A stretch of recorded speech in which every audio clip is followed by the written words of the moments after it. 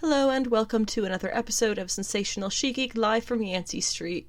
Today is Monday, September 6th, 2021, and this is a catch-up episode that we're going to go ahead and call 32B. I did put up a quick 5-minute update on this past Friday when I would normally be doing the 32B episode. However, due to my weekend work schedule and just general busyness in life, I was unable to post a full episode Friday, but there was a lot that had been going on. Things that we're going to be covering in this episode are going to be the comic book pick lists, which were things from the 31st and the 1st, which were last week's comic book picks, things that I thought were really interesting or good, and there was a lot of really good stuff in that list. They also DC announced that they would be doing their second year of the Fandome, which we'll get into in this episode discussing what that is. And Marvel announced, they put out a little graphic of some of their upcoming late 2021 and early 2022 comic book projects. This is not MCU, this is stuff that's going to be appearing in the comics. And there's a lot of good, really interesting points to be made about all of these different titles they're going to be putting out. So we'll talk about that as well, as well as Titans Episode 6, which was an episode titled Lady Vic and was really excellent.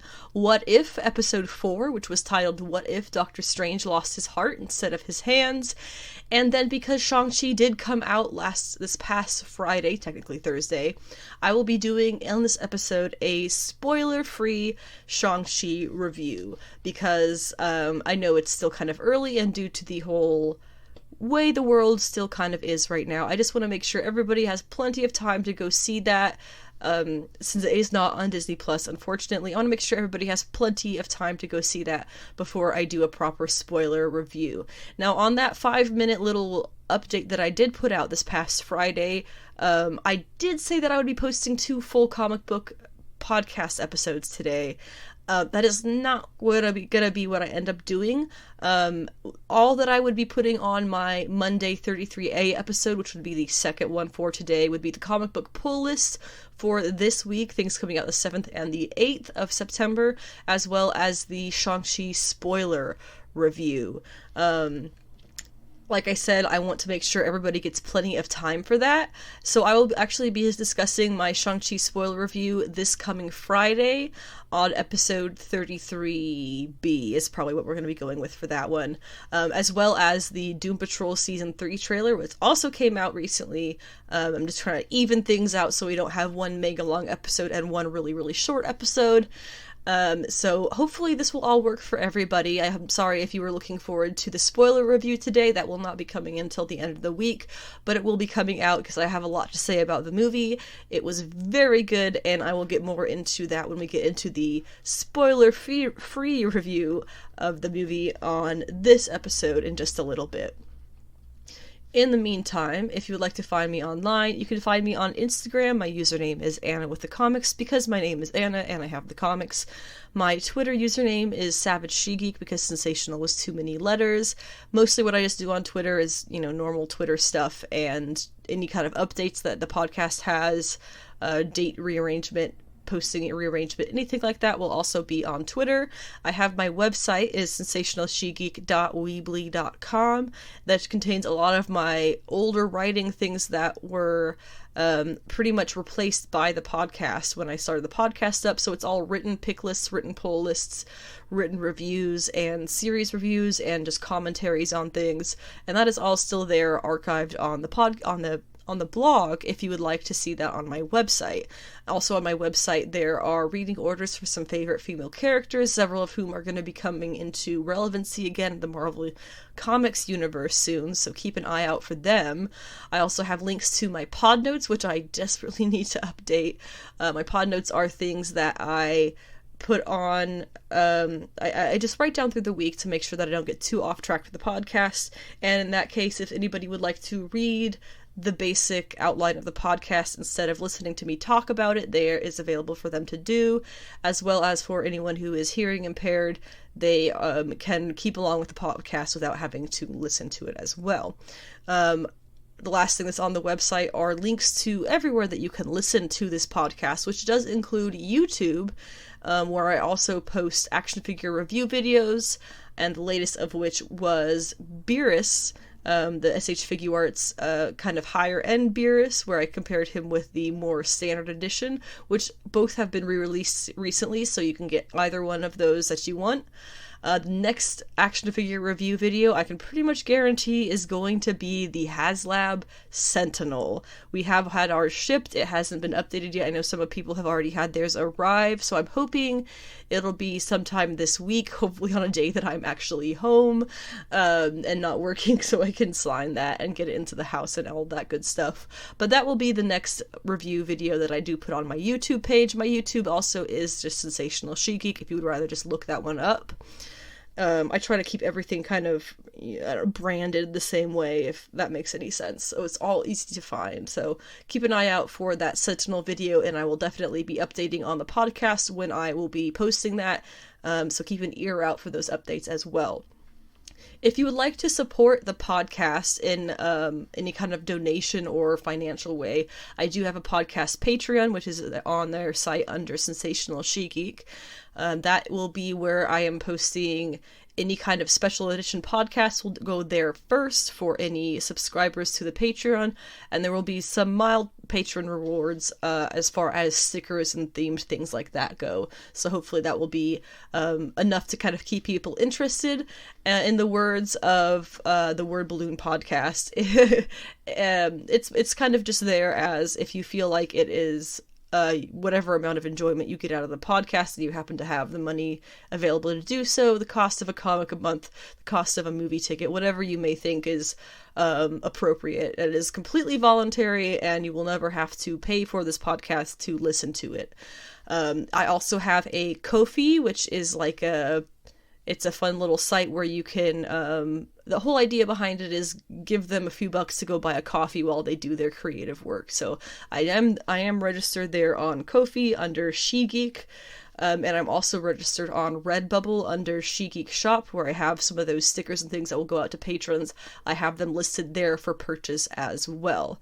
Other than that, the best way to support the podcast would be to just share it and share it often and try to find other people who will listen to it, like it, subscribe to it, post it, whatever it is that you can do on the various listening devices that you are listening to right now. That would be so appreciated, so that the podcast can continue being more and more successful and getting more interaction from listeners and things. As I said when I kicked off the start of this podcast episode, we're going to be going over the comic book pick list to kick things off today, as usual. After that, we'll be going into the DC Fandome news, into the Marvel upcoming comic book news for the end of the year, the beginning of next year, Titans Episode 6, What If Episode 4, my spoiler-free Shang-Chi review, and then very quickly at the end, because there's nothing really new coming out on my personal comic book pull list this week, we'll go through a couple of my pull list items that are going to be coming out this coming week on the 7th and the 8th, depending on if it's DC or other publishers. So that is what to look forward to for this episode. As I usually say, all of the comics and comic material that I talk about for each episode is not even a fraction of what is all out there and what is current. If I talk about stuff that does not honestly seem interesting to you, but you're still trying to find comics that will interest you, my best recommendation is definitely check out any local comic book shop that you can get yourself to. They will be more than happy to listen to what you're interested in, to try and find you a comic book that you will be also interested in. So, there's so much out there as far as media and comics go, so never get discouraged if it seems like I'm just going off on some tangent about something you don't care about. There are so many comics out there, I guarantee you there is something that you will enjoy. And that was my doorbell. If you are somebody who would like to jump over the comic book stuff and get into the TV and movie stuff that is coming after that, this is kind of a long one, so this is gonna be a long episode. So we're gonna have you jump, if you would like to get to that point, have you jump to 1 hour and 14 minutes, and you'll be having me finish up We Only Find Them When They're Dead, which I did not enjoy, so I'll be finishing that up and getting on to Titans. DC Fandome, not Titans, my bad. on the comic book pick list this week, I have a number of really exciting things that I am super stoked to talk about. Things are going to be discussed more or less in order of favoritism. It's very loosely organized in order of favoritism. I can definitely tell you the first two things that I discuss are definitely my favorite things that I read this week. Really, really excellent reads. For the majority of these. There's only two that I wasn't happy with, so we'll get to those when we get there. But here is the list as it shall go. New Mutants 21, the 2021 Harley Quinn Annual, Wonder Girl number 3, Demon Days Cursed Web number 1, Mirka Andolfo's Sweet Paprika number 2, Captain Marvel number 32, Thor number 16, The Many Deaths of Layla Starr number 5, Dark Ages number 1, Red Sonja number 1, Avengers 48, and We Only Find Them When They're Dead number 8. Those last two being the two that I was not so happy with for reasons that we will discuss, hopefully briefly, when we get there. There's going to be some on here that I don't have as long of discussions planned for, mostly because I think that they're a bit more popular, or I just didn't take as many notes when I was reading it, and that's fine. Everything here was enjoyed except for the last two things, so we'll go ahead and kick it off with definitely was my favorite thing that I read this week, New Mutants number 21. This is Vita Ayala with Rod Reese. I've been absolutely just loving the Vita Ayala run of New Mutants. I believe they picked up with issue 11 or something like that, but it has been completely fantastic for a number of reasons, which I'm going to touch on in this discussion a little bit. The first thing that I really enjoyed about this, the biggest thing, was that this issue addressed the things of this New Mutants run that were really confusing to me, specifically how Wolfsbane, aka Rain, was just kind of casually taking Gabby to talk her issues out with Shadow King, who is notoriously... He's Shadow King. He's not to be trusted, new era of Krakoa or not. So that was really super weird, in my opinion. Why would she just willingly be like, oh yeah, no, we gotta be nice to him because it's a new era and everybody gets a chance? No, that's Shadow King. So I had been theorizing that Farouk had already kind of gotten to her. And it looks like now that might be a really solid theory. It seems that that's kind of already happened. So, in the last issue, how things kind of ended was Wolfsbane, she found the younger generation of the New Mutants kids, the youngest generation, I suppose, in the Resurrection Gardens, and she was obviously curious what they were doing. What they were doing was, they found their friend Gabby, who is the, one of the Wolverine daughters. She is Laura's sister. She is technically a clone, so that we'll get into that in a little bit. But they had found Gabby dead, and no girl, who is the brain in a jar, basically, no girl took control of her body the way that, of all people, Shadow King showed them how to do. And they took her to the resurrection chambers to get her resurrected because they were worried they would get in trouble, or potentially that Gabby wouldn't get resurrected. So this... Not only do they address the lingering questions of clone resurrection here, they also confront Rain about how she was potentially the last person who saw Gabby alive in a previous issue when Gabby went to tell Rain about her friends working with Shadow King. So the kicker is they tell Rain all these suspicions they have of these things, and she doesn't remember any of these conversations she supposedly had with these people. So that is clearly an issue. And then we have, on another side of things, Karma and Danny speaking to one another on the same kind of topics. Xian, I'm pretty sure it's not how you say it, but somebody please correct me on how that is. That's Carmen to Karma. She reports to Moonstar that she saw Rain speaking with Shadow King a couple issues ago, really not looking like herself, and then when she confronted her and spoke to her afterwards, Wolfsbane was just really, really angry and not like herself. So there's a lot of, we're finally kind of getting to these questions of course that was weird. You know, they're not just going to ignore the fact that it was super weird that she did that. We're now going to go and answer those questions, get everybody's suspicions confirmed that he's up to no good, and see how they're going to solve these problems. But meanwhile, on the moon, of course, the teenage era of New Mutants, they are there with Warpath, who is supervising them as they remove basically space slugs from what I believe are the Krakoan flower domes, which they're apparently attracted to because they think that they're giant versions of them. And if I'm not mistaken, they want to mate with them. But the problem with those slugs is they have corrosive slime, so Warpath is here to teach them why they're moving them sustainably, which is honestly a really cool metaphor and a nice lesson for what we ourselves on Earth can take into our lives and enact in our day-to-day, business.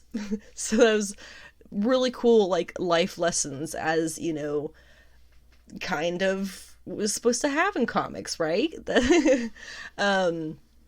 One of the kids, they end up wandering off after one of those escapee slugs and finds a brood.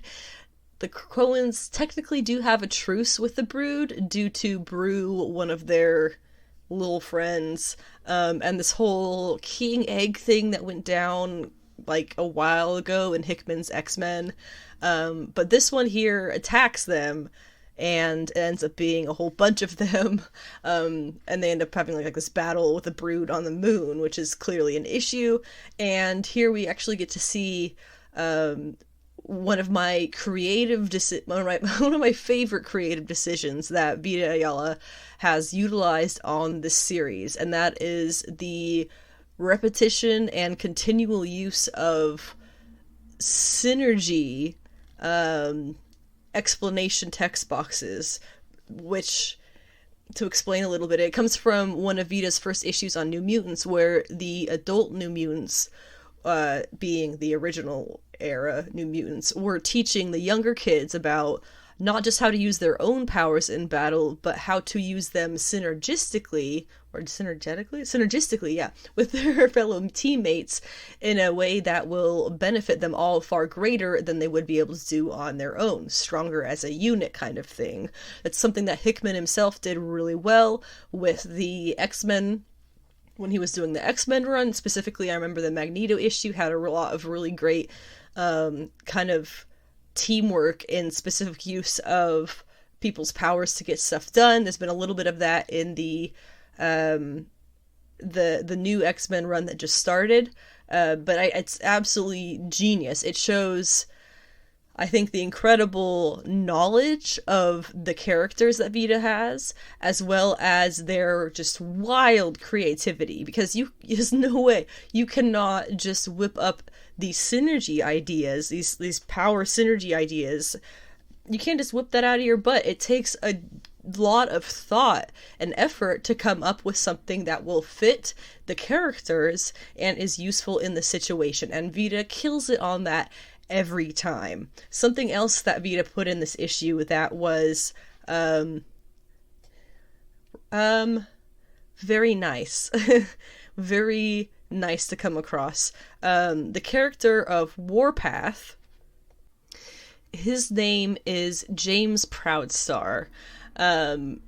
He's been around for a good while, but he has a brother in the comic universe who is John Proudstar. His superhero name was, because he was a superhero as well, was Thunderbird. And he was killed very early on in one of the X-Men's missions, sent off by Xavier, and that is something that James has never been able to get to sit well with him. There's been a lot of drama about it, and I know that there's been a lot of, near-death situations and death situations, and it's, of course, a complicated history, as with many comic book characters, with added complication to the fact that they are Indigenous Americans, and that is just a complicated thing to be in itself, let alone mutants. So, what Vita did in this issue was, the white pages that Hickman is kind of known for putting into the Dawn of X era stuff and etc.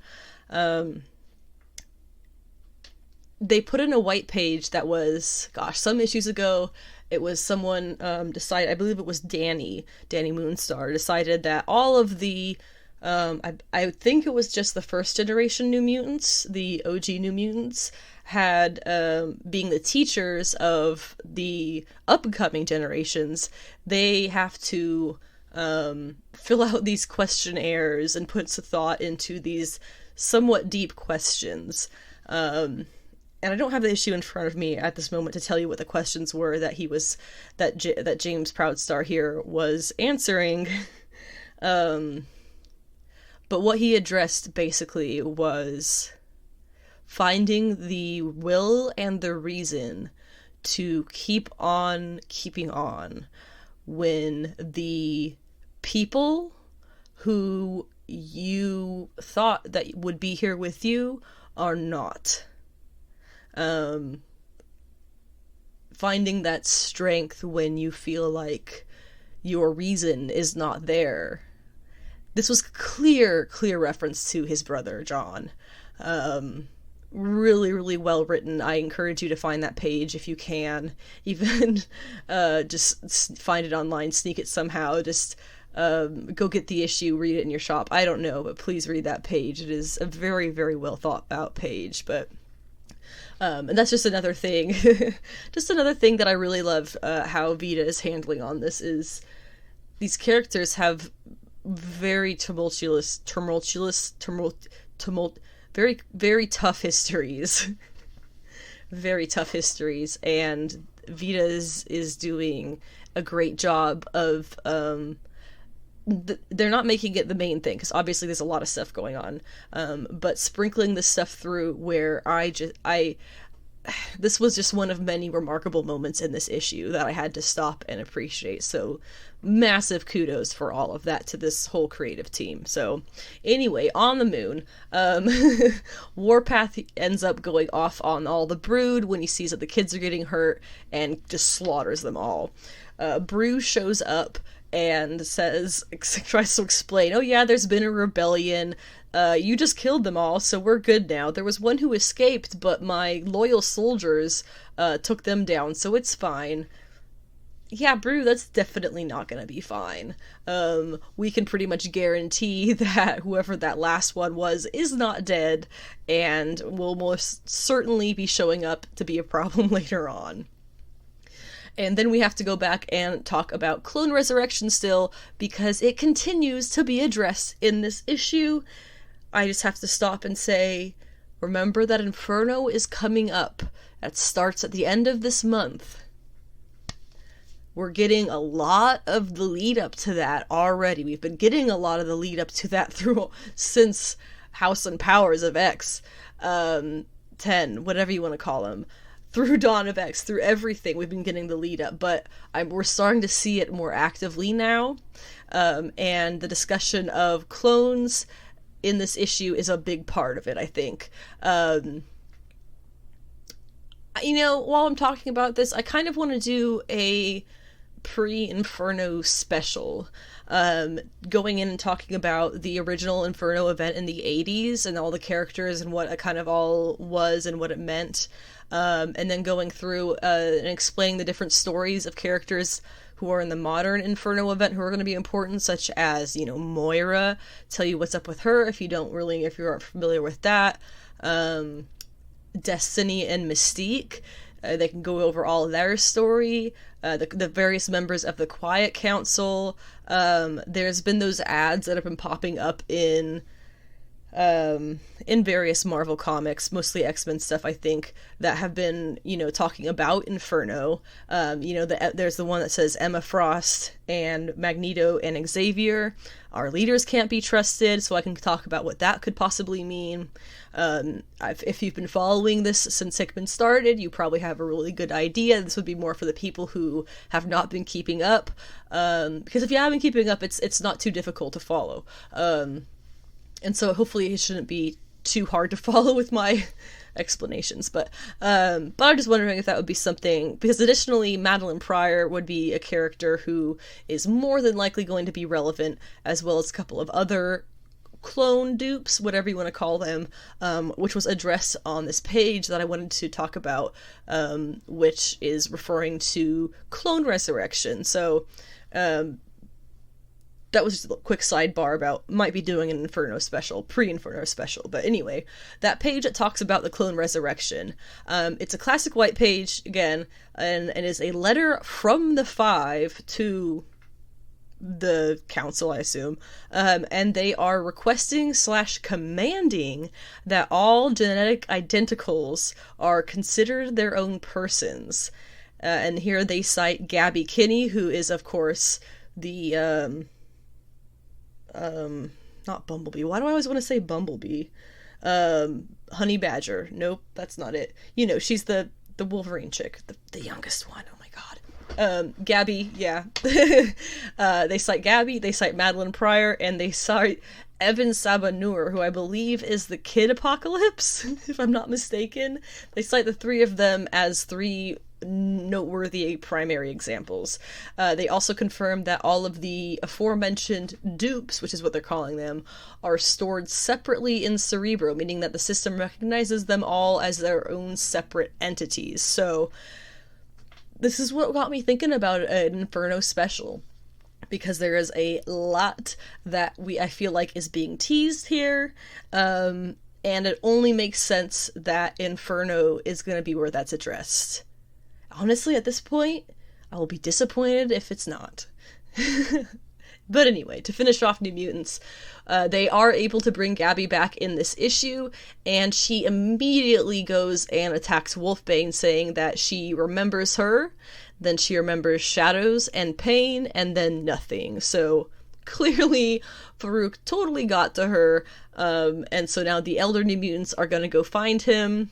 Stellar issue, Vita Ayala again, Rod Reese, fantastic, classic New Mutants art. This is just, I've just spent almost 20 minutes talking about this one, because it's really, this is definitely my favorite issue this past week, and if you're not reading the New Mutants series right now, and you are a fan of the X-Men, get on board. They have trade paperbacks of this crap already. Buy one, read it, you'll enjoy it, I promise. Next, we've got the Harley Quinn 2021 Annual. I got to start it off with All Hail Stephanie Phillips, Harley Quinn 2021, 2022 into eternity, I hope. I hope she keeps writing Harley Quinn until DC runs out of business, which isn't going to happen anytime soon. This was a really, really awesome issue. We get the introduction of the character Keepsake. We get a story told, for the most part, from Kevin's perspective, which is kind of new and fun and different, and honestly just goes to show how well planned out these characters are from Stephanie Phillips's desk. We get a number of Harley Quinn outfits that are just absolutely killer. We get some really super villain cameos. We get teases for stuff that's coming up next, and we get what I might call ideal annual issue art. So, starting from the top here, the villain that we get introduced to is Keepsake. It's been something that's been teased. I highly doubt he's going to end up being anything really important, because while I do like this character a lot more than I have liked, like some of the Batman villains who have been made recently, and like Liar Liar, I did not like that character either. It was Wonder Woman last year. Keepsake's kind of hilarious, because his name is Eli Kaufman, and he is was a low-level lackey of a multitude of villains, pretty much every villain in Gotham at some point in time, and he's only there for a little bit of time because he keeps getting kicked out and fired and everything because he sucks, and he keeps getting caught stealing things, and every time he gets kicked out, he takes a piece of this villain's, assets with him and adds it to his own repertoire. So he's basically just this puzzle piece of he's just a mixed puzzle piece box. A box of mixed puzzle pieces, and he's got like Bane's mask and Freeze's freeze gun, and he's got also somebody's flame gun, something Killer Moth, right? Isn't that his gun? I think he had some swords. He had Joker gas. He just like Penguin's umbrella, like just some ridiculous stuff that he stole from various villains. It was all orange, and I want to say brown, or was it orange and black? Either way, made me think vaguely Halloween-y stuff. So it kind of fits with the time right now. So he was funny enough to make it interesting to pass over all the lameness of just he's a stupid villain. What else would they be? But I really enjoyed it. So the whole thing is he kidnaps Harley Quinn because he's angry, whatever, it doesn't matter. He's actually working with it doesn't matter. He's working with Hugo Strange, but we'll get to that in a little bit. So he steals Harley, kidnaps Harley, and then it is up to Kevin to go and save her. So he ends up teaming up with Solomon Grundy, born on a Monday, the zombie guy, or born on a Sunday, whatever it is. I think it's born on a Monday. And he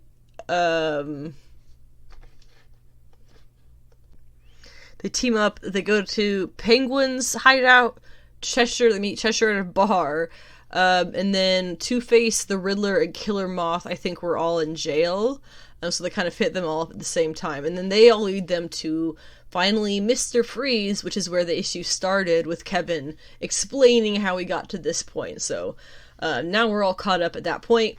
The really cool outfits we get to see Harley in. First one we see her in is the classic roller derby Harley outfit, which was really cool. Definitely felt a lot like they were, they being Stephanie Phillips and the artist of this, whose name I do not have in front of me, I'm sorry about that. They had planned this to recognize various eras of Harley as still being parts of her, without being super out there about it and upfront about it. It was really subtle, and it was it kind of like tied little bits of her world and her history together as still being relevant and part of her history. So really like that. The second outfit that she's in is this like swanky dinner and drinks Harley outfit, I guess. And then at one point she gets her original, Harlequin hat that she wears for a little bit as well. The bits that we get that tease the future a little bit of the series is Keepsake was apparently working with Hugo Strange. That is the most recent person who he has teamed up with who hasn't kicked him out yet, which is probably going to be a problem. And Keepsake here drops a hint while he is fighting Harley that he did something to Kevin, or rather Strange did something to Kevin, and he's gonna start changing for the worse in some way. So I really like Kevin, especially after this issue where we get to kind of know him a little bit better. It was really sweet. And the way that he talks to the various heroes and stuff too, like there was this one interaction with Cheshire, where he says something like, he asks, "Oh, do you know where Eli went?" or something like that, and she goes, "That idiot, I wouldn't tell you even if I did know." And he like just looks at her and goes, "Okay, well, you weren't very helpful, but thank you for your time, because I know your time is valuable." It's like, he's just so upfront and polite and basic. It's just really, it's lovely. And I think it works really well for what Harley needs to have around her to be helping her and on her side right now. So a really good issue all around. And then I wanted to mention the art being what I might consider perfect annual issue art, because it matches the pacing of Stephanie Phillips's script and what Riley Rossmo, the standard artist, usually does for the regular issues. But the style of the art is something that I would hesitantly call a step forward or upward. I'm not sure in terms of general audience appeal and enjoyability. I love Riley Rossmo's work on the series so far. It fits perfectly, but this was a really nice, appropriate change of pace. The artists also did a really great job of adapting their own style to change up the humor, the class of how things look, cartoony elements, hot girl elements is what you might say one of those is, heartfelt expressions, crazy expressions, zaniness, all of that. They got it really spot on, morphed their style little bits here and there to fit Phillips's tone and what she was putting on paper. So they were able to match basically the tone line for line, each panel, to get the art to fit exactly the content of the plot, and that just made the issue that much more enjoyable. So I'm definitely going to be keeping up with this Harley Quinn series, and I know I've said it a bunch of times before, but there are a number of characters, specifically female characters, across publishers, of the big two, I guess, who I have a hard time finding canon series of them that I truly really, really like. I tried getting into the Wonder Woman stuff. I just took that off my pull list. I'm sorry, I can't. It's not for me. But I love a lot of the Wonder Woman that's not canon. Grant Morrison's Wonder Woman kills it. Daniel Warren Johnson's Wonder Woman kills it. Not canon, though. Any Harley Quinn series I've ever read before this that was like an ongoing Harley Quinn series, because there's been some good minis, but any of the ongoing stuff, I would find single issues that would be like, this was kind of good, I enjoyed this and this and that, but not this and this and this.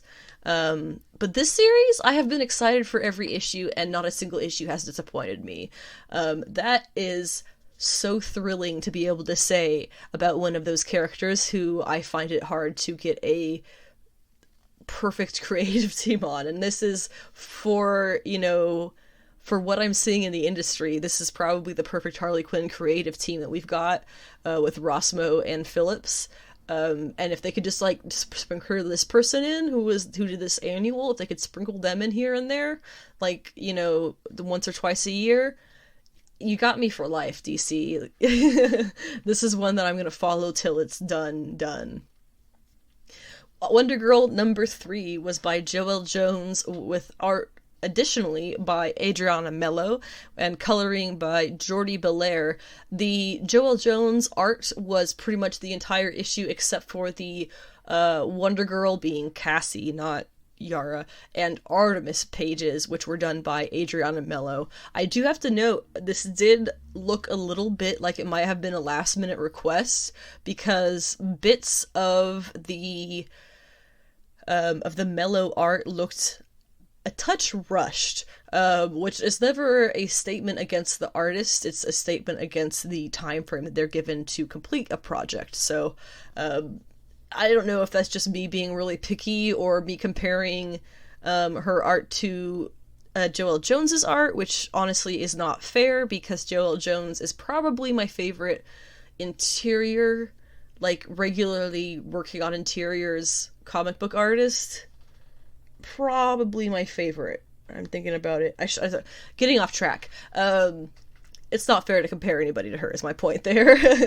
And Adriana Mello, for any critiques I may give her, did a fantastic job on these Artemis and Cassie pages. So the Yara side of things was pretty simple, but oh my god, it was lovely. Yara and the bus driver guy, who I cannot remember what his name is again, they've saved her from falling into the water.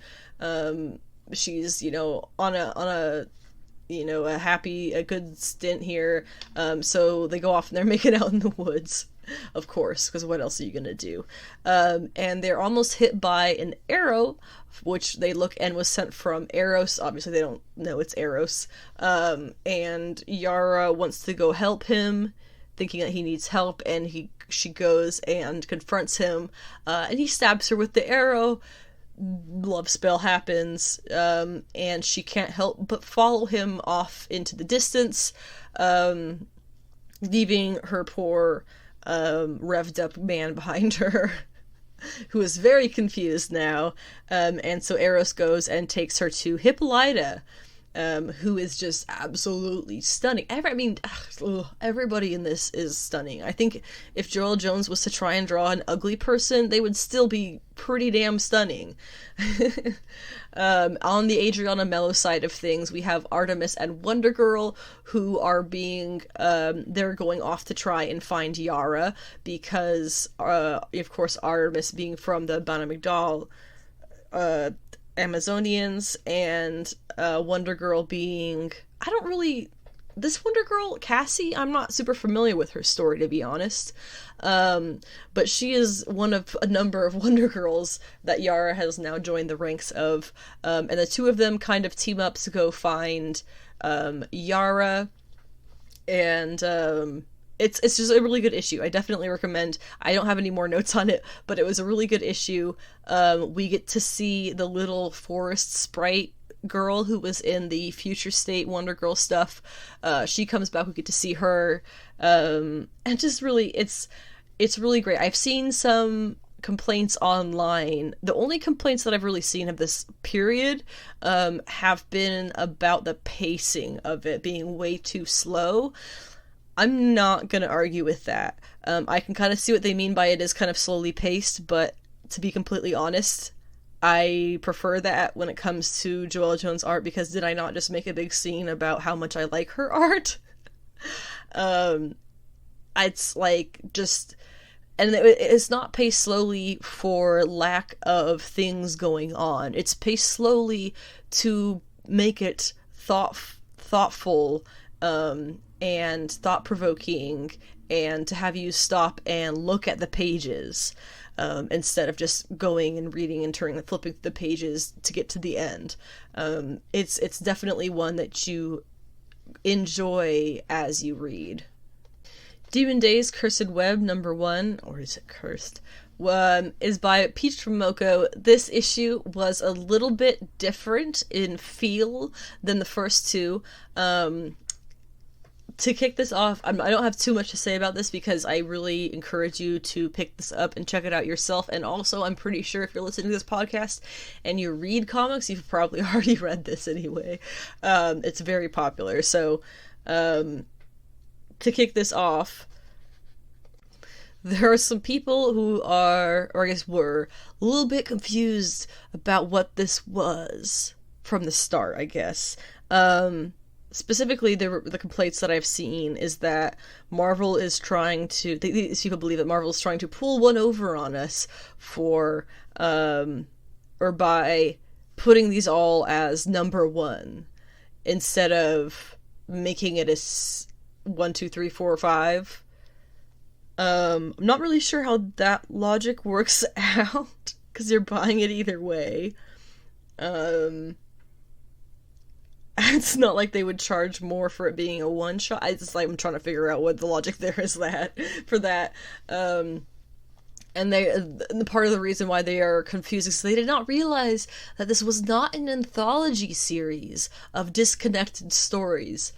And for that, I have to say, you're just dumb, honestly. Like, you're real dumb, because this was very clearly connected. Characters were in each issue and the next issue and intermingling. Like, how did you not see that?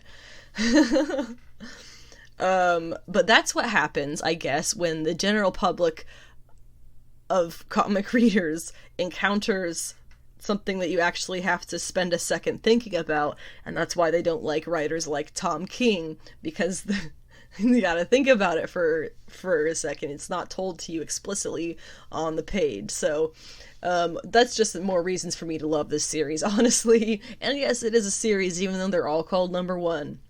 Makes it kind of difficult to look them up together, but I have no doubt these are all 5 sometime next spring, maybe, will be released, all 5 issues together in a nice, lovely collector's edition of some kind. So keep an eye out for that, Peach from Moko fans, and welcome to reading comics for intelligent people. I'm sorry, that was really mean.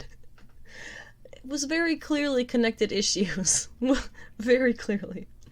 Anyway, what we get in this issue is a little bit different, like I said, from the others, because it is kind of getting the ball rolling a bit more. In the last issue, we met the kind of leader of these, for lack of a better term, mutants. She has her own term for it. But again, I do not have this in front of me, and I didn't take too many notes for this one. I'm just freeballing it.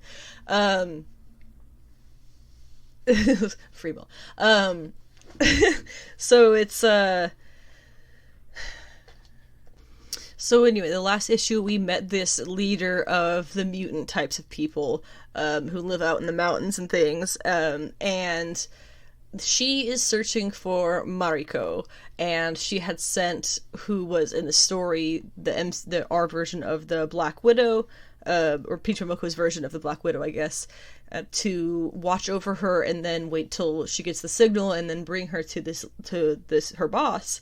But once the time came, Black Widow decided that she had really connected with this girl too much and rejected her boss, and in this issue we get to see her we see her under their thumb, kind of getting a little bit tortured by them, I guess. There's Nightcrawler, who is also working for the same villainess here. We also have Mystique and Sabretooth. Sabretooth gets killed in a lovely violent slash, and Mystique gets her arm chopped off.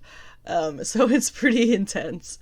And at the end of the issue, after everybody has failed in capturing Mariko, thanks to the new friend that she makes, who I'm pretty sure is Momoko's version of Silk, but I have yet to actually find that confirmed anywhere, they end up,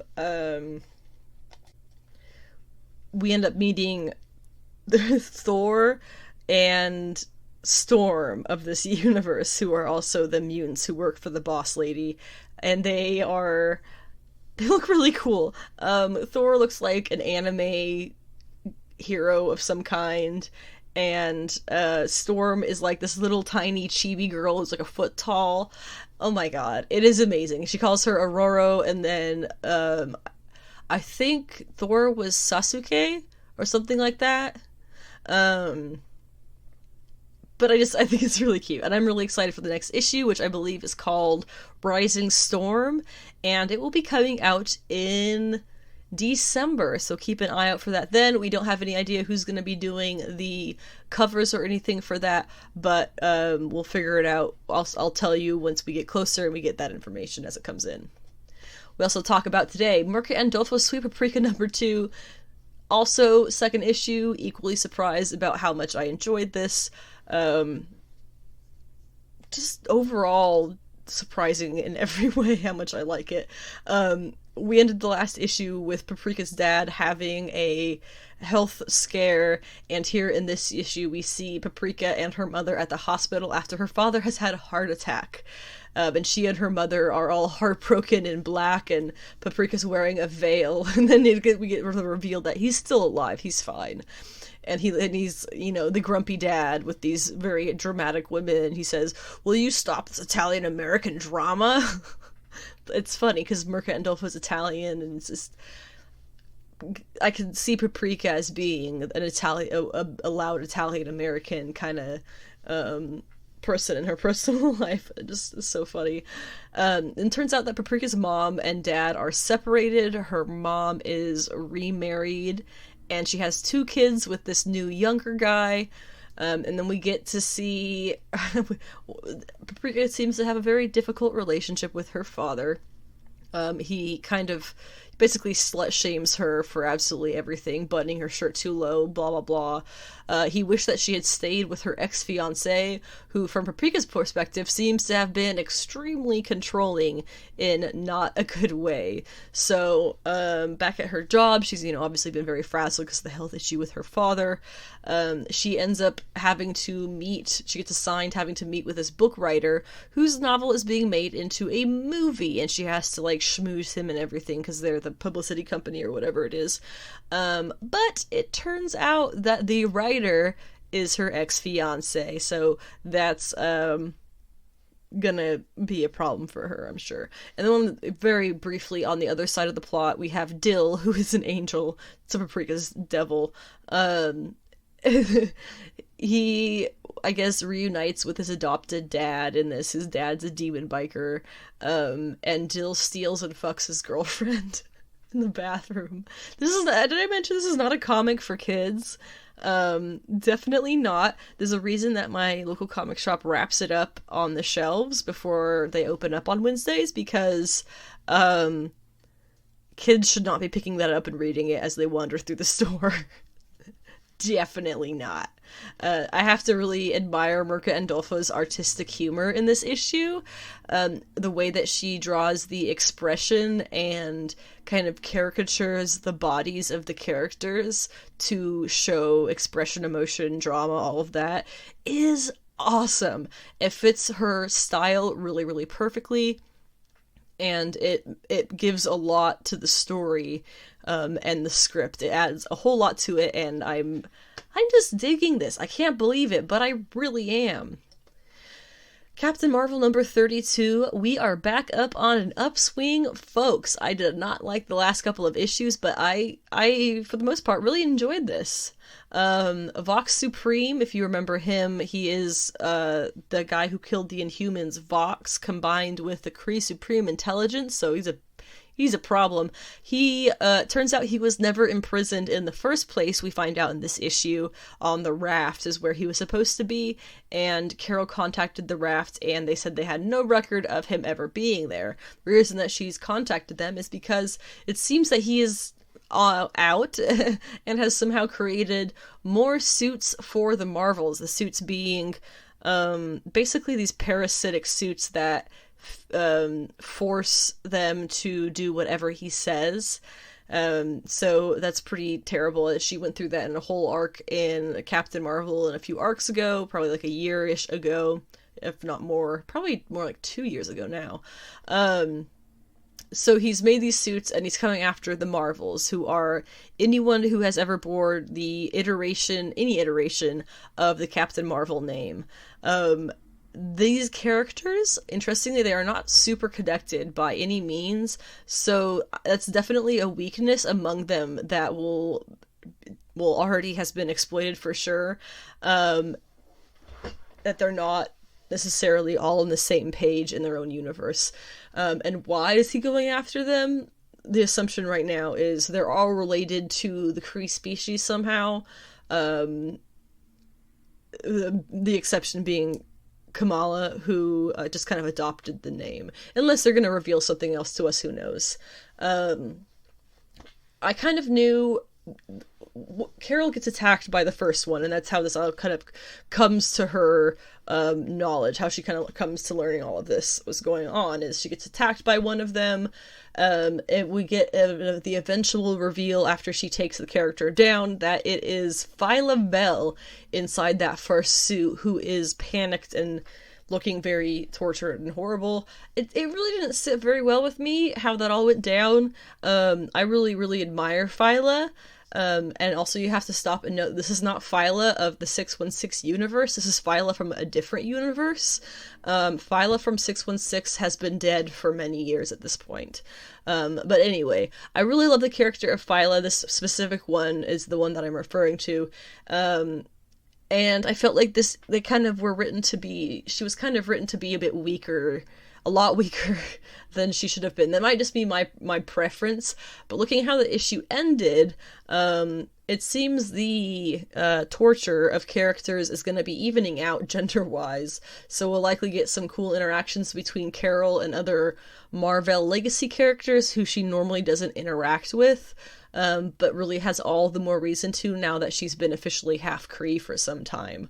What we got in the end was Carol tracking down Kamala in her house and finding that there are 4 of these Marvels who have already been shoved into the suits who are actively attacking her. So there seemed, based on the body types, seems that there was 1 female and 3 male, and then we had Phyla there and Kamala. So I'm thinking the female one must be Monica. I guess Monica doesn't have any Kree in her either. Because she was the first female Captain Marvel. And then the 3 male must be, one of them has to be Novar, who is a son of Mar-Vell. Jean Isfel has to be one, also a son of Mar-Vell.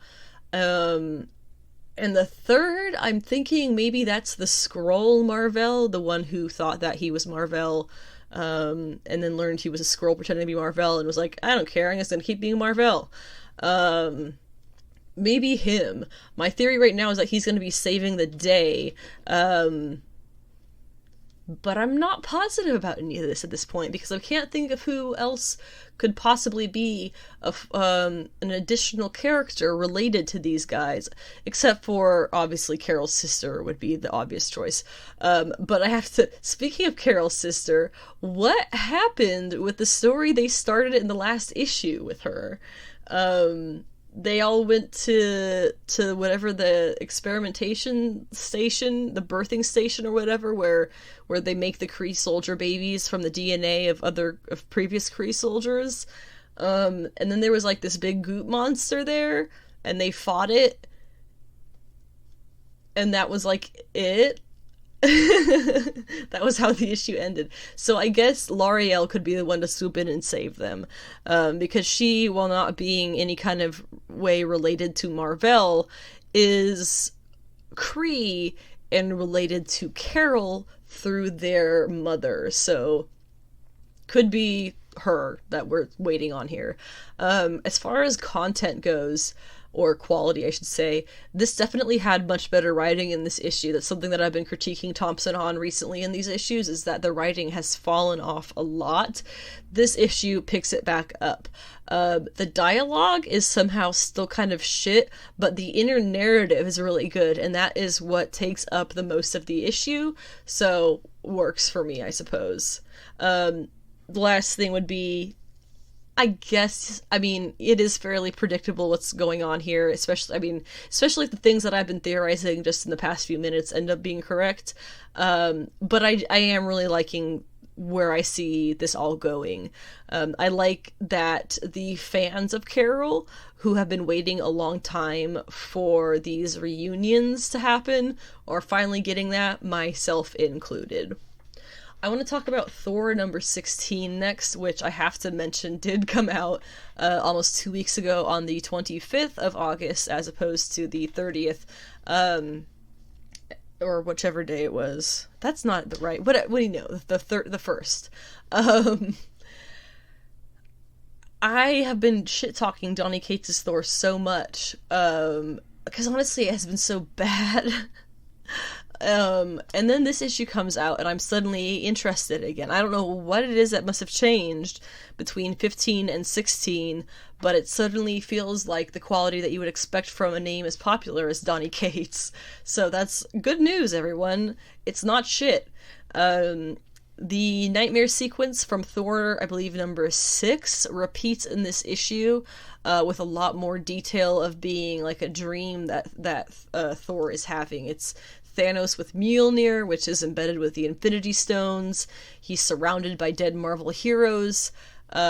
He's got Thane's gauntlet on, apparently is what that is, and he is beating Thor and basically finishes him with a curb stomp, and then Thor wakes up and He's telling all of this to Jane as they walk through New York, and as one of the funniest things I think I have ever read Donny Cates write, is he goes up to the the street vendor for the hot dogs in New York, and he drops his Asgardian accent and picks up like a West Coast accent, and like has like this totally casual, chill conversation with the guy as he gets his hot dogs, and then turns back to Jane and picks back up with the Asgardian speech.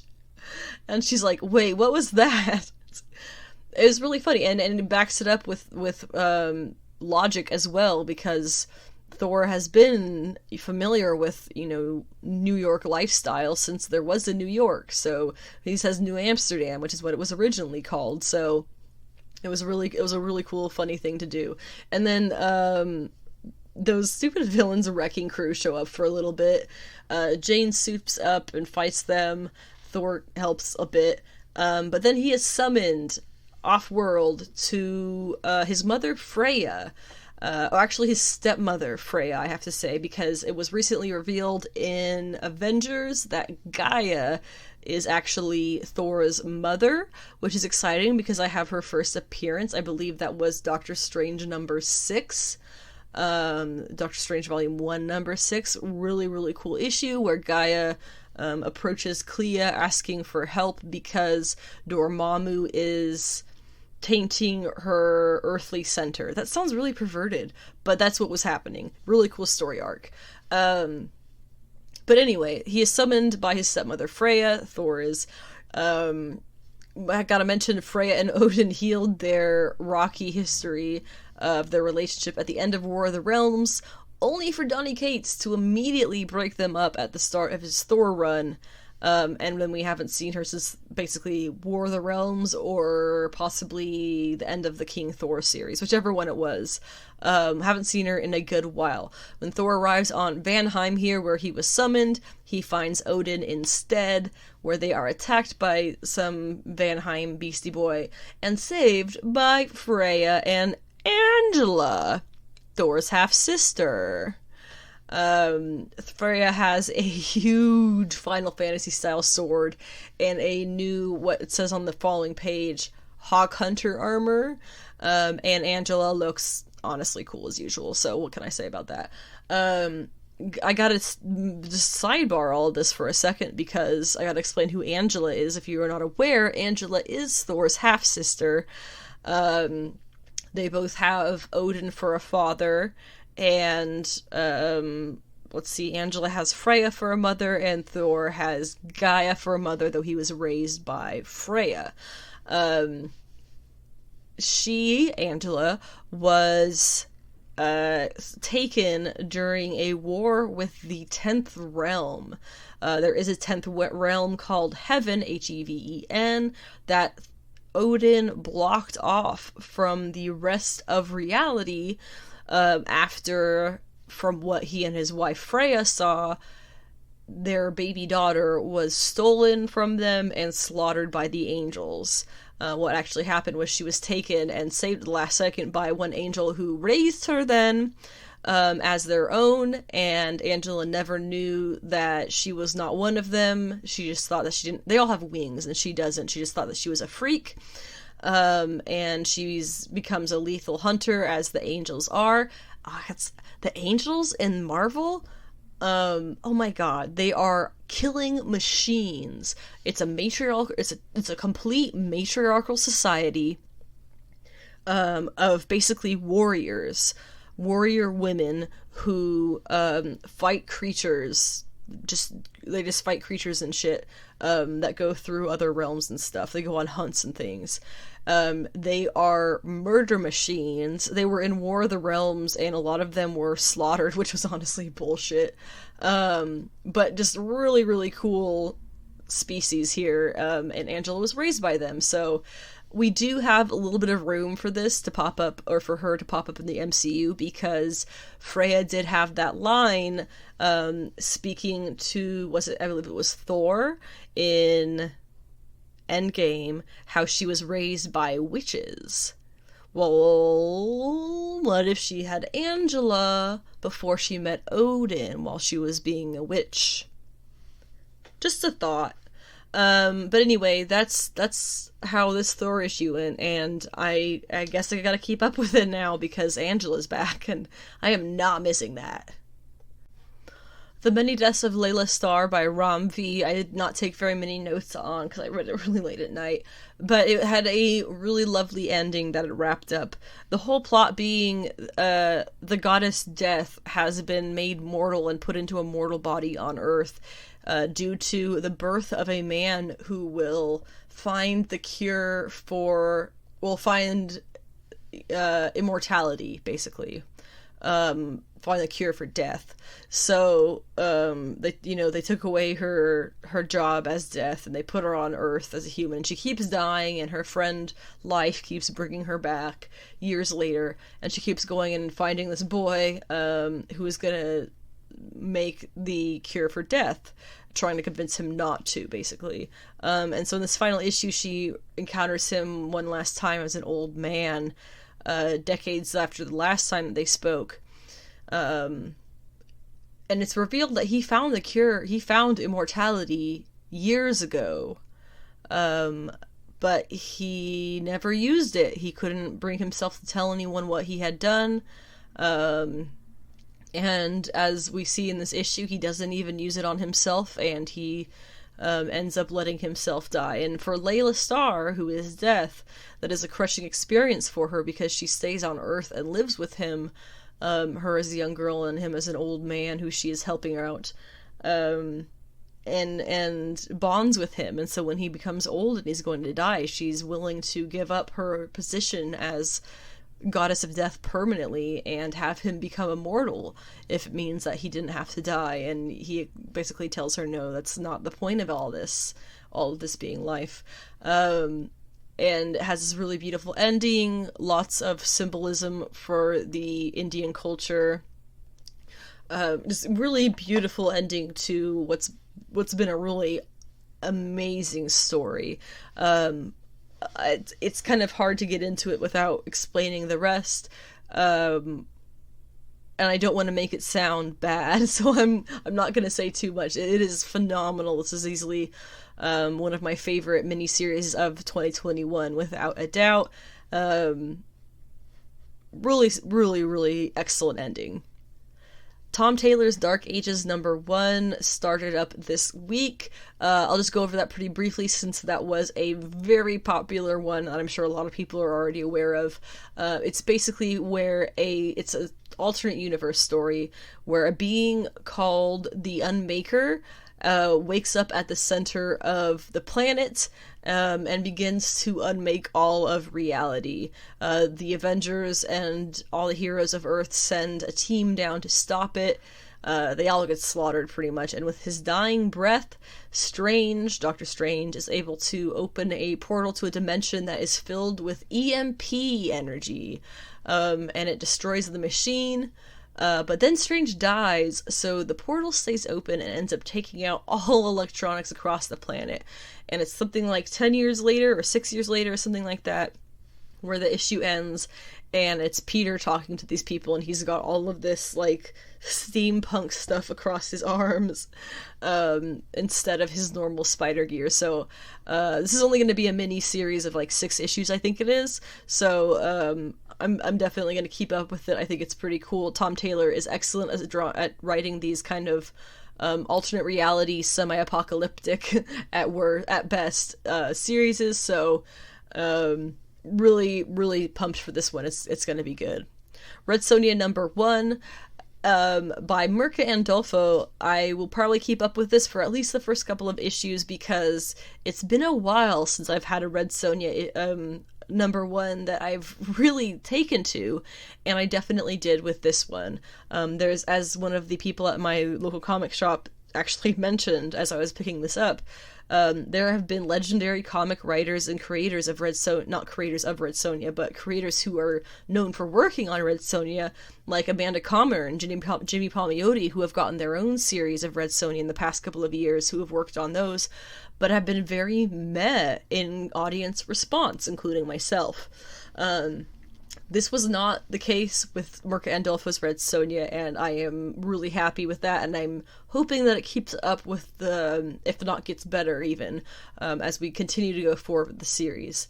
It is, Sonja comes into this village, she sees everybody there has been slaughtered, she gets her horse ends up getting killed, she figures out these guys have been sent by somebody called Three-Eyed Shazam, and then she finds this little girl called Sita who believes Sonja to be her mother. She has these like white tattoos across her upper body, and is definitely a unique looking child. And for some reason, yeah, she thinks Sonja's her mother, and Sonja's like, I don't know who you are, but I'll protect you because these guys are terrible. And so they're being chased by the mercenaries who killed Sita's entire village. And at the end of the issue, it becomes where they're kind of overpowering the two of them. Red Sonja can't really keep up with the amount of attacks they're getting. And so Sita ends up powering up. Her eyes glow red. Or her hair glows red, her eyes are fiery, and she blasts all of the mercenaries with fire, killing them, and she picks Sonja up, she's a little girl, she picks Sonja up and carries her off, and the red of her hair starts to fade back to white. So, unique kid for a number of reasons. I'm really curious what it's going to end up being, what she is. Is there any chance that Sonja is her mother? Not really sure, although now that I'm thinking about it, this is actually a classic Mirka Andolfo move. If you've read Mercy, you'll recognize it, where there was a young girl believing the main female character to be her mother falsely. So it's kind of interesting now that I think about it, but I liked it. I'll definitely be picking up the next issue, and hoping that will continue to be excellent. The two that I don't have a lot to say about that are good, we'll start with Avengers 48. It's still that stupid World War She-Hulk thing, which is a dumb, lazy thing to call it anyway, because it is not at all similar to the original World War Hulk. But whatever. It gets revealed here that the Russians had Jen attacked by vampires while they were torturing her, to make her hate them, and now she's hunting down vampires on behalf of Russia, I guess. And then there's that ape guy. He's got a lot of fans, but people hated this because he was really annoying and pointless, and he was just a drunk ape. Like, what was the point? We only find them when they're dead, number 8. It's pretty much, very meh. I've been attracted to the series due to one reason and one reason alone, and that is the giant humanoid beings who are referred to as gods, because duh. That's awesome. I am not into the series for deep character development, plot twists surrounding said characters, backstories about said characters, and miscellaneous information about things that are not specifically these giant, awesome god creatures. But that's pretty much all that this issue was. As far as I can tell, the only reveal that mattered, from my perspective at least, was that the cathedral ship thing that the god worshippers Church of Malek made, it was built around Malek's actual body. When he showed back up looking the size of one of those gods, they preserved his body or whatever and built it around it so they could give tours of it. Kind of odd, and really not really specified what they meant by that. The one person who left who actually knew Malek, though, also revealed that this creature, god being that looks like him is not him. It's just one of these beings who happens to be wearing his face for some reason. There's so much other chatter that just didn't seem to have anything to do with the plot moving forward. It was just filling space, and also there were the lettering was noticeably bad. Some pages had absolutely zero flow, and I actually had a couple of times that I had to stop and consider which text bubbles I was supposed to read next, because the placement of them was just god-awful. And at this point, the gaps between the issues, major months, gaps of time type gaps, it makes it really hard to remember what year is what, and they change the year, they flip-flop what year it is between pages. So I spent the first half of the issue pretty confused about what was going on, and then it ended up not mattering anyway. So not super digging. We only find them when we're dead. We'll kind of see. Issue 9 is the last one solicited. Based on how much nonsense he, talked about in this issue, I can't imagine them being able to wrap it up in one more issue, because there's a lot that I still have questions about, and you're just not addressing them. So please get back to the stuff we were reading this for. Thank you. This week we had it announced that DC will be holding their what seems to be second annual DC Fandome event on October 16th. This is a virtual con of sorts. It is a virtual fan event that will be covering the Flash TV show, Doom Patrol, Stargirl, Batwoman, Legends of Tomorrow, Superman, Lois, Supergirl, and much more. I have some things here from the DC website. First off, this will be available on October 16th to stream on Twitch, YouTube, Facebook, and Twitter, so that you can view it pretty much no matter what accounts you have. From the DC website, let's see here. It says Warner will showcase 6 highly anticipated titles with an exclusive trailer for the Batman, new content from DC League of Super Pets, a first look at Black Adam, sneak peek at The Flash, and behind-the-scenes look at Aquaman and the Lost Kingdom and Shazam! Fury of the Gods. Also offer a look at new seasons of Batwoman, The Flash, Superman, and Lois, Sweet Tooth, which I don't care about, a farewell tribute to Supergirl as it finishes its epic conclusion, a celebration of 100 episodes of Legends of Tomorrow, a first look at the forthcoming Naomi movie or TV show, and an upcoming sneak peek of upcoming episodes of Stargirl.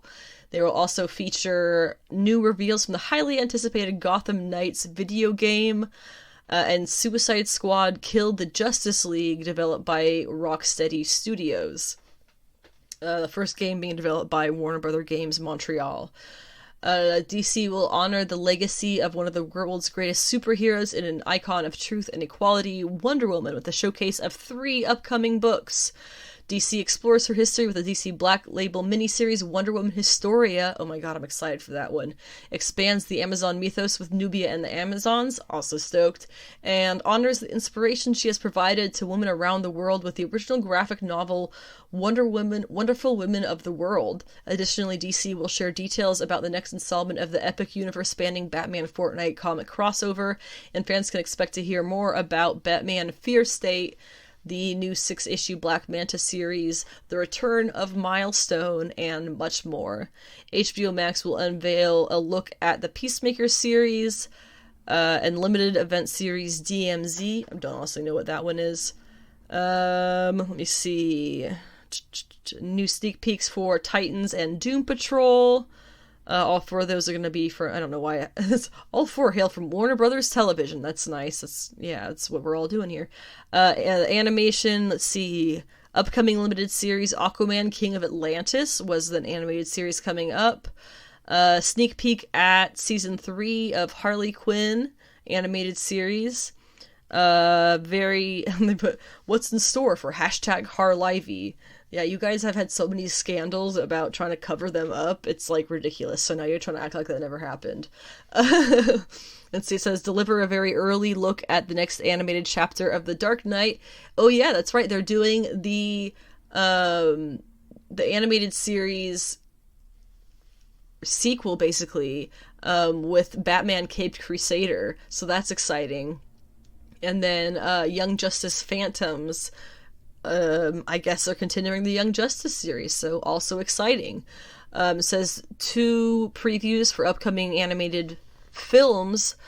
Sneak peek at Superman and the rest of the Justice League in Injustice. So that's a good one we're all looking forward to. And then a heist movie, Catwoman Hunted. So that's stuff that we are going to be covering on DC Fandome. Of course, that is October 16th, and I will obviously be covering that probably the following day, or not the following day, but the following Monday, October 18th. Marvel also had some fun, exciting news this week, covering their comic slate. This is not movies. I know there were a lot of people who were very, very confused when this picture started going. They made a little graphic of it. When this started going around Twitter, we had some very confused MCU fans. So I had looked at the Marvel website and I got some little blurbs of things that they are saying is going to be happening throughout these events. What we have here as far as titles go, we have an event called Devil's Reign, we have Avengers Forever, we have Marvel Timeless, X Lives and X Deaths of Wolverine, She-Hulk, Fantastic Four, Reckoning War, and Moon Girl and Devil Dinosaur. So we'll cover all of those here. First off, in Devil's Reign, it says, Kingpin finally declares all-out war on the heroes in Devil's Reign. Chip Zdarsky and Marco Cecchetto's far-reaching crossover event finds Mayor Fisk outlawing all superheroes in New York and unleashing intel on all their dark secrets while pitting Daredevil, Elektra, Captain America, Iron Man, Spider-Man, and Fantastic Four and many more against his Thunderbolt agents. But in the end, who will reign? Okay, cool. Avengers Forever pulls together archaeologist Tony Stark and the invincible Ant-Man and the Avengers from across the multiverse to bring together timelines where hope is a 4-letter word. Okay. It doesn't make sense, but okay. Jason Aaron and Aaron Cooter present an all-new series that will redefine Avengers as... the multiverse's mightiest heroes. Archaeologist Tony Stark? Yes. Kind of. That was a weird plotline from Jason Aaron's Avengers way, way back at the start of the run, with that they kind of just like took him back in time and then never spoke of it again. So I guess they're covering that now. Also, Avengers Forever is the title of a 90s event that went from 98 to 99 that was written by Kurt Busiek and Roger Stern and drawn by Carlos Pacheco and Jesus Marino. It dealt with Kang and some of his variants, as well as the Kree Supreme Intelligence, and has the first appearance of Novar, who Marvel is giving a spotlight issue to in November prior to this being released in December. So just some things to keep in mind there that potentially could be related or just totally not, and I'm off track. The future of the Marvel is for Timeless, is what it says for the next one. The future of the Marvel Universe is here, and Timeless is where it all begins, which is funny because Timely was their name when they got started. Okay. When a threatening new timeline emerges, Kang the Conqueror must find a way through the coming year to protect the main 616 timeline he's worked for centuries to solidify as his own. Jed McKay, Kev Walker, Joe Bennett, Mark Bagley, and more provide a first look at what's coming to the Marvel Universe in 2022. This definitely feels like a prelude of MCU stuff coming up. I feel like that's pretty obvious. X Lives and X Deaths of Wolverine turns out to be about Logan, not Laura. I'm probably not going to read it because of that.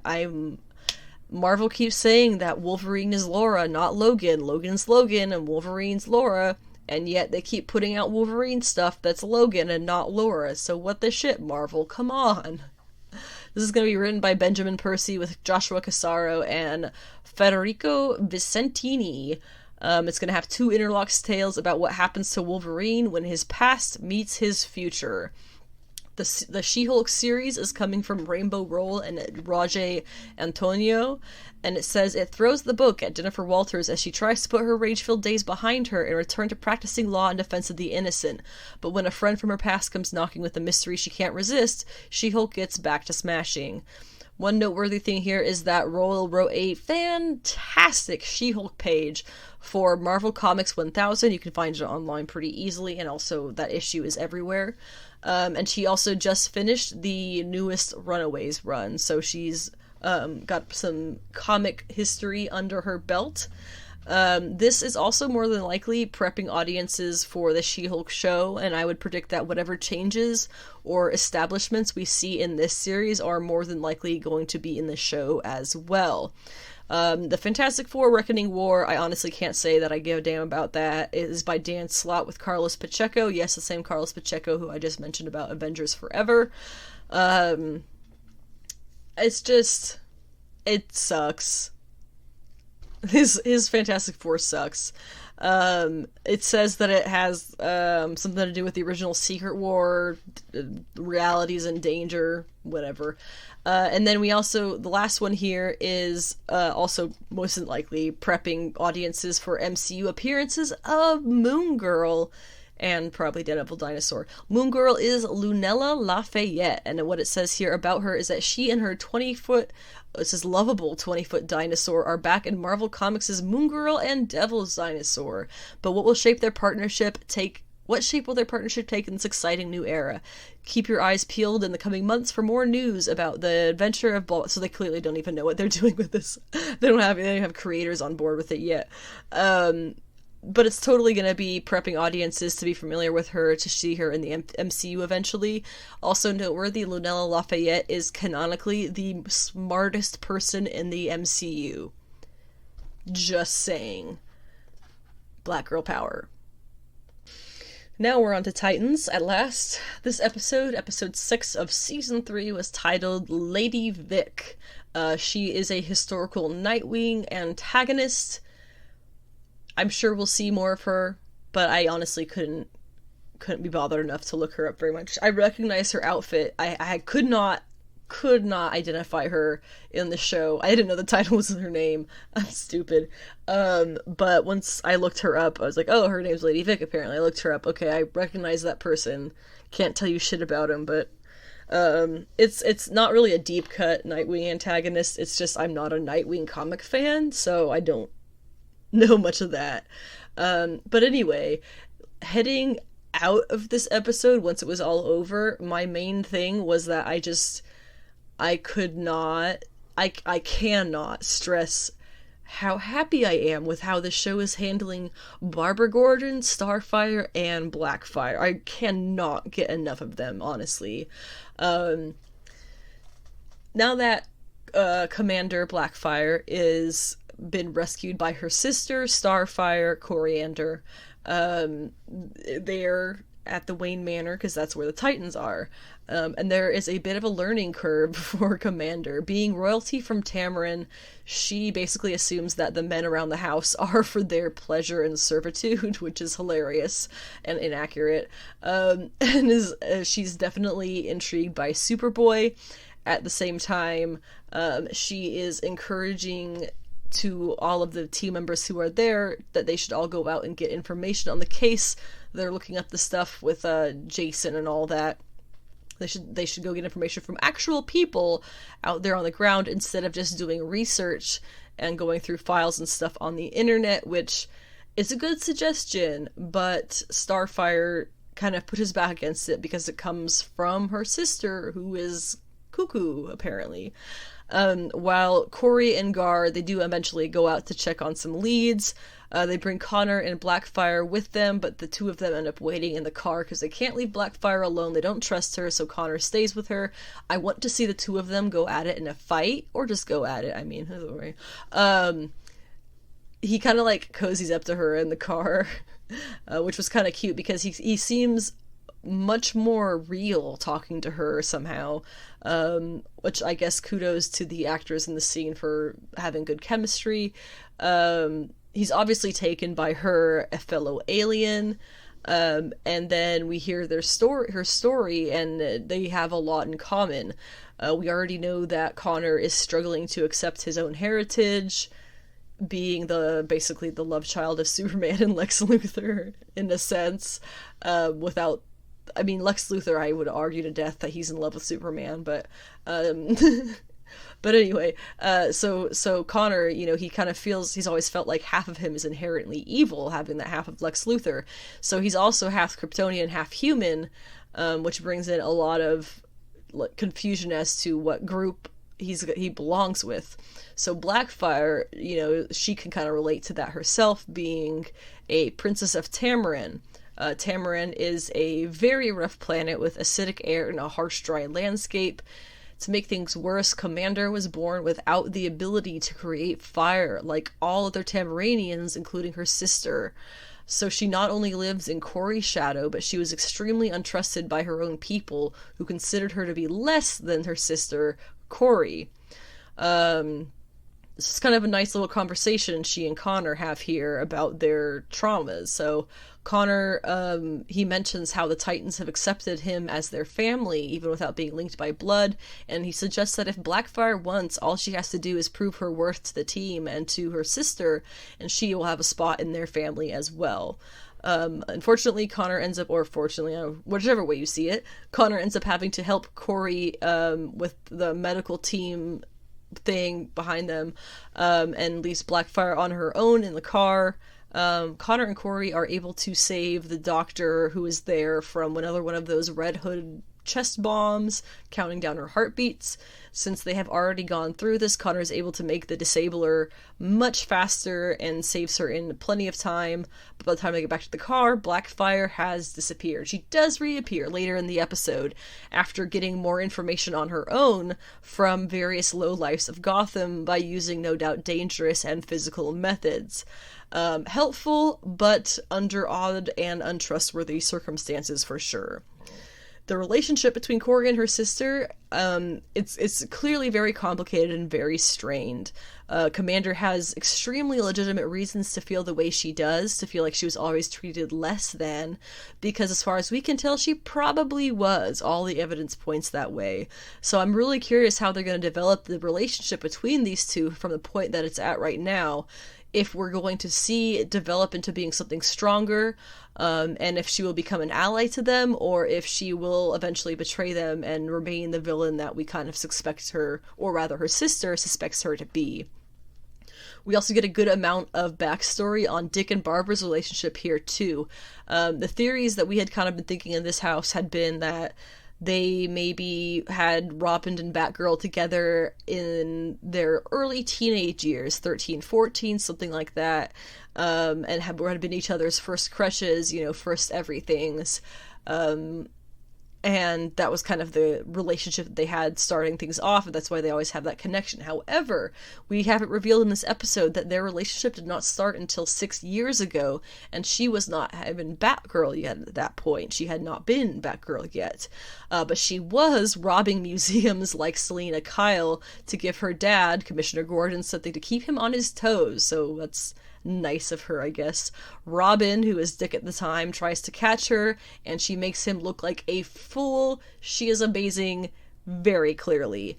At this point, the romance hasn't happened yet, but it does kick off, presumably that night, as he comes to her apartment to see her collection of robbery trophies, basically. They get closer and closer, not just in that moment, but over time, and he starts joining her on these heists, or rather on this one in particular, where they encounter Lady Vic while stealing a big-ass diamond, and Barbara, being able to dodge her bullets, causes Lady Vic to kill her own partner, who she was clearly romantically involved with, which initiates the hunt for vengeance that we see her on in this episode. Lots of talk in this episode of Barbara closing out Dick from her work at the GCPD, but from what I see, it really isn't that. She is setting healthy personal and workplace boundaries, which I cannot help but agree with, especially after seeing so much more of the complexities of their relationship in this episode. What else strikes me as noteworthy is that she wasn't brought in to the Bat family necessarily. She kind of became a figure that they needed on their side as opposed to fighting against them, and that kind of seems to be why she became Batgirl. I'm hoping we get further insight into that as her version of the Killing Joke, whatever it is, we get to see some of that play out, leading to the loss of her leg, how all of that happened. Was it the Joker? Did he do it? Was that just due to other injuries that had to be amputated? Was she paralyzed from the waist down, or is it just lost the leg?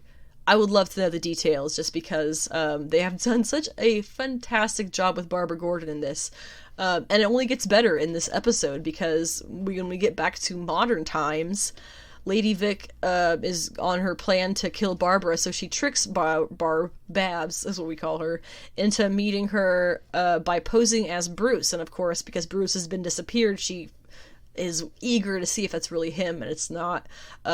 She is still in her wheelchair at this point in some dirty, wet alley in Gotham, but it's awesome because she still manages to kick Lady Vic's ass. It is truly incredible fight choreography. It's major applause to anybody involved with the creation of that sequence. It was fantastic. Lady Vic ends up having to take off after Barbara beats her ass, and she calls Dick, and Dick shows up to check her apartment for safety, make sure everything's safe. Good. There's a lot of tension between the two of them. It's not sexual tension. It is, are we even on the same side anymore tension.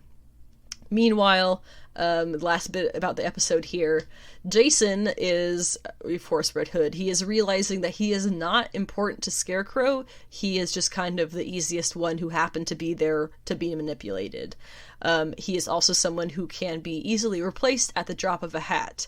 Jason being Jason, he is pretty peeved at this, steals a big supply of the drug Crane has been manufacturing that gives you no fear, and he gives them out to what I assume are addicts on the streets, causing a series of violent attacks across Gotham, including the Chinese noodle house run by Tim Drake's family, killing at least his father, if not others as well. I was wondering when Tim Drake was going to get brought back into this, and I'm really hoping that this is going to go the way that I think it will. But first, what happens if it's going to come out that a former Robin enabled those attacks? Tim is a big Robin fan. My guess is that he's going to react to that very angrily, but possibly in a way that will make him want to prove himself as being a better true Robin. And then hopefully this season will end, or possibly the next season will start with Dick as Batman and Tim as his Robin, because obviously Batman's gone. I don't think he's coming back.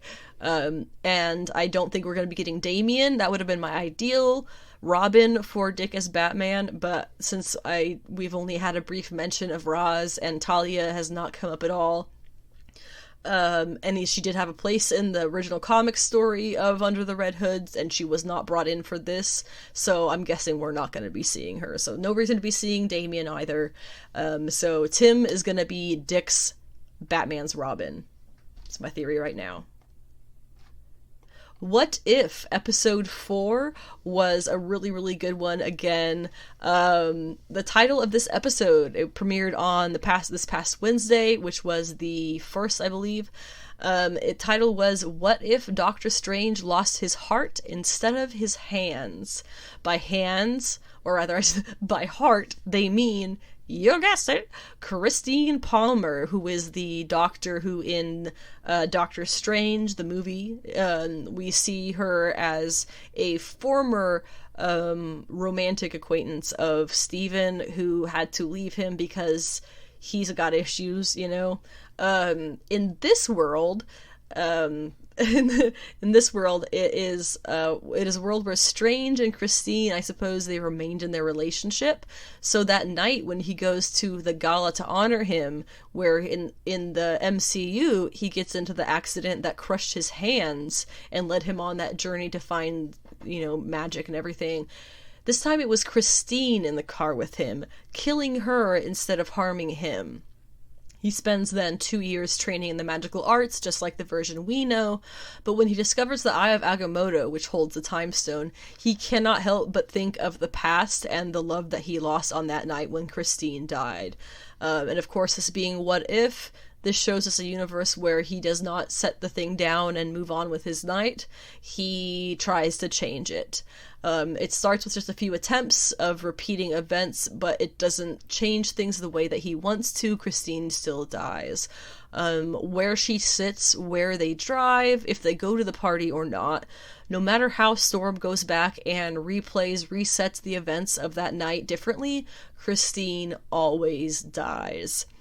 finally, the modern, at the point where he's going back in time to, which was 2 years ago, the Ancient One from that time approaches him. She's completely aware what's going on, because she's the Ancient One. Of course she is. She was aware of Stephen Strange being the future the future Sorcerer Supreme before she had even met him. So, of course she's aware of what's happening here. So she approaches him. She says that she knows what he's trying to do, but it's futile. But just quit. Just stop. It's not going to work.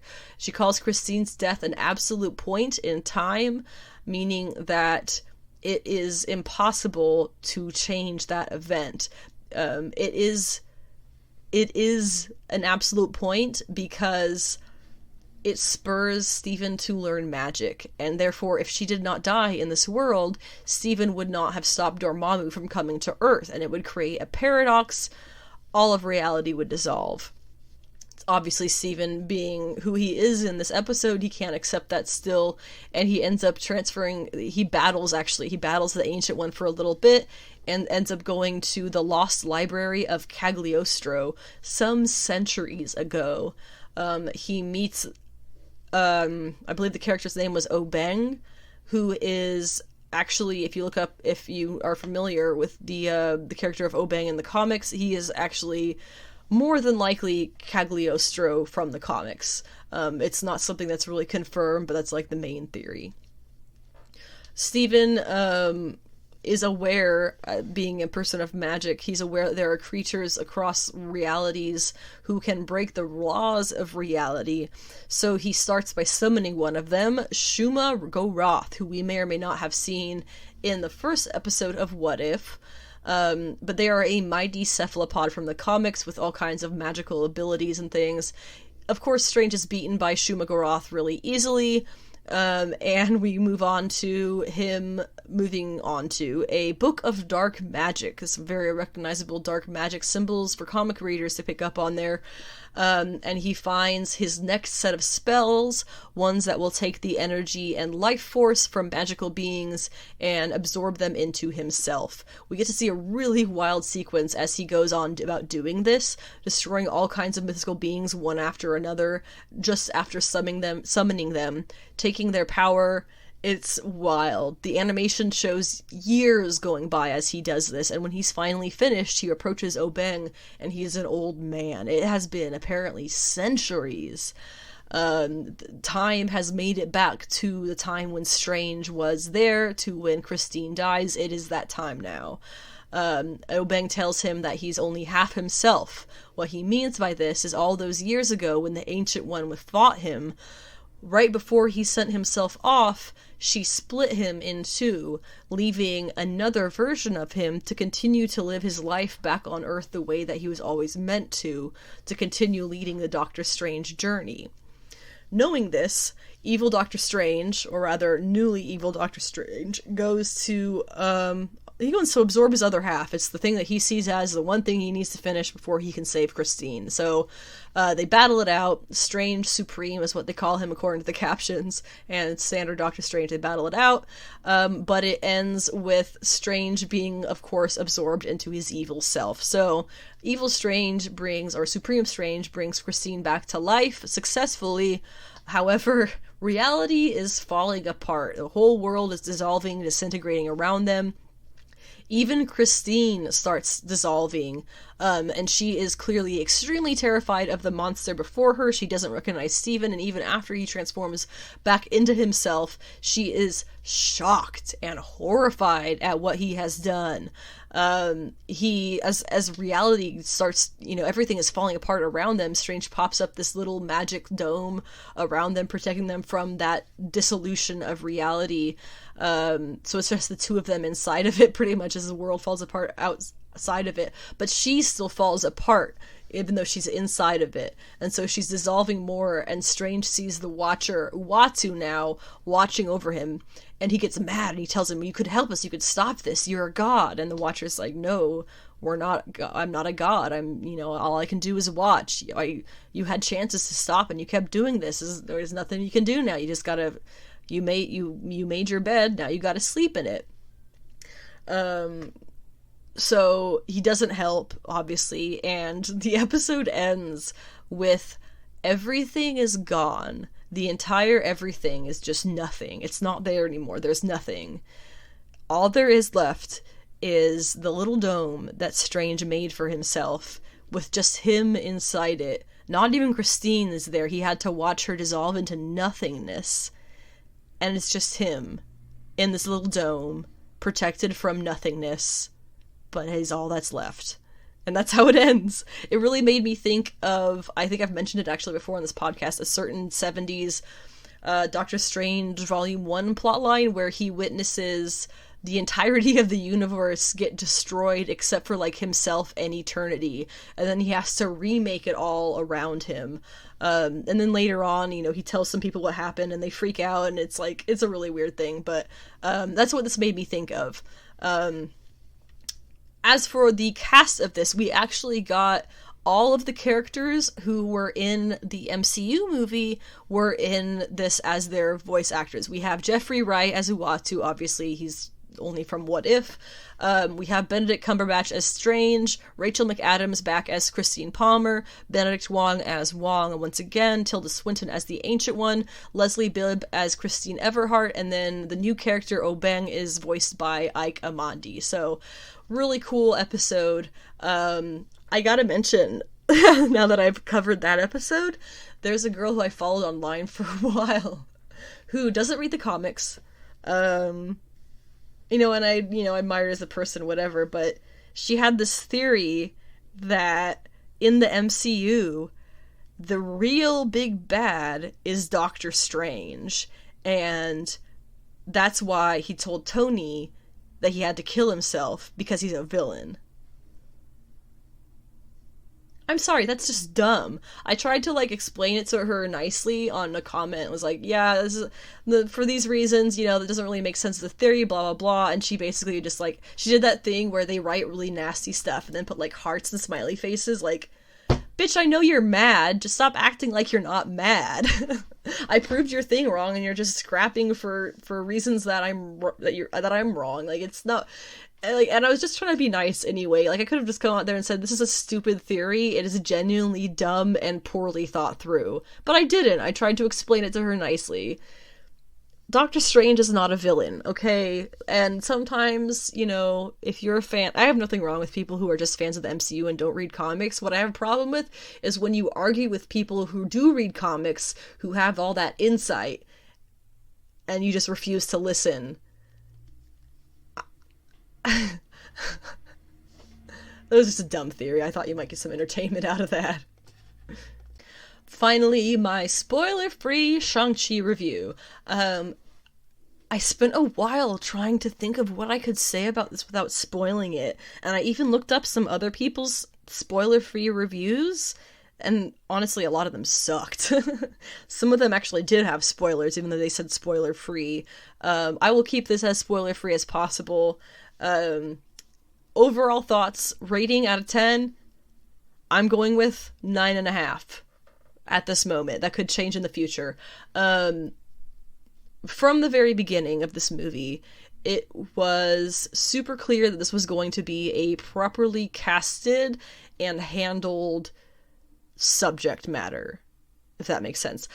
Here we are following a Chinese-American man as he is hunted by his father's soldiers and taken to their camp, which is in a world that is just slightly, well, to their camp. Okay, I'll just say that. I don't want to spoil anything.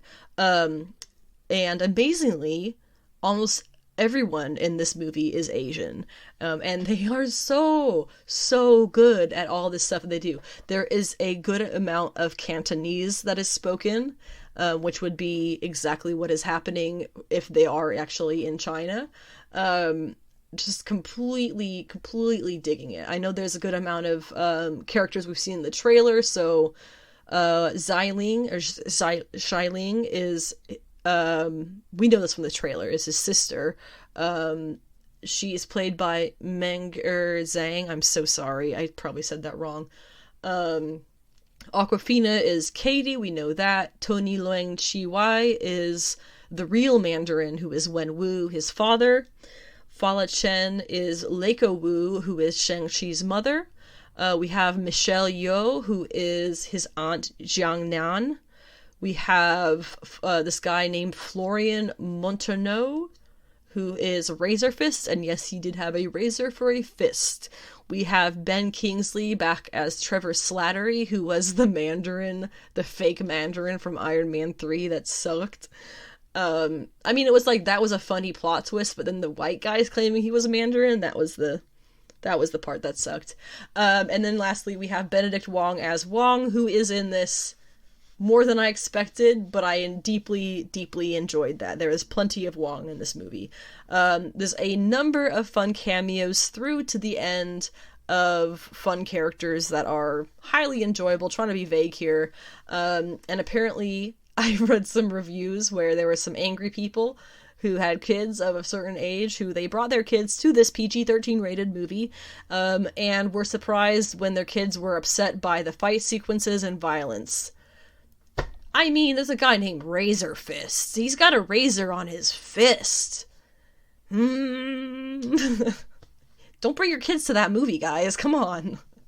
So just, if you were considering bringing your child to this movie, God, use your brain. Don't. There are also a number of plot points that I noticed will be easily... I think they were easily identifiable as things that will probably move forward with Shang-Chi into the main MCU, which is very, very exciting. I think the loosest thing I can say about that is we're definitely going to see him in Multiverse of Madness, for sure. Nobody thought he was going to die at the end of this. I'm not spoiling anything.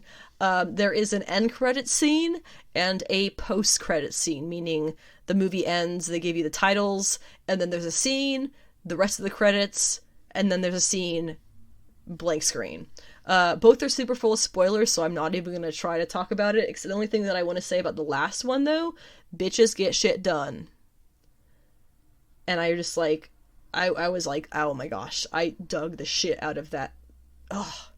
But they were both good end scenes, but that second one had a little special spice in there. You'll understand when you see it. It was extra special. I do have one critique.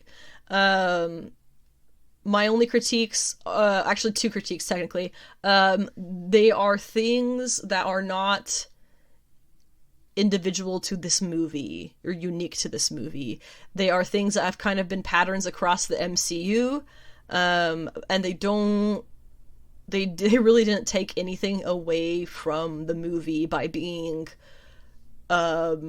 things that were probably could have been slightly better. They don't take away, they just don't necessarily add to it. So those are my only two critiques. I will get into the specific spoiler stuff on,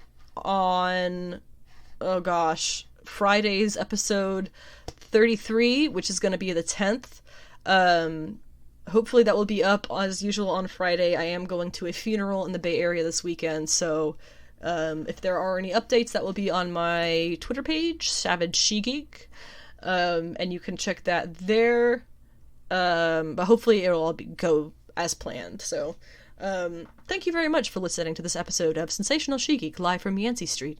The next episode, as I said, will be Friday the 10th, where I will be covering comic book picks, things that come from this comic book pull list, which I'll run through really quickly.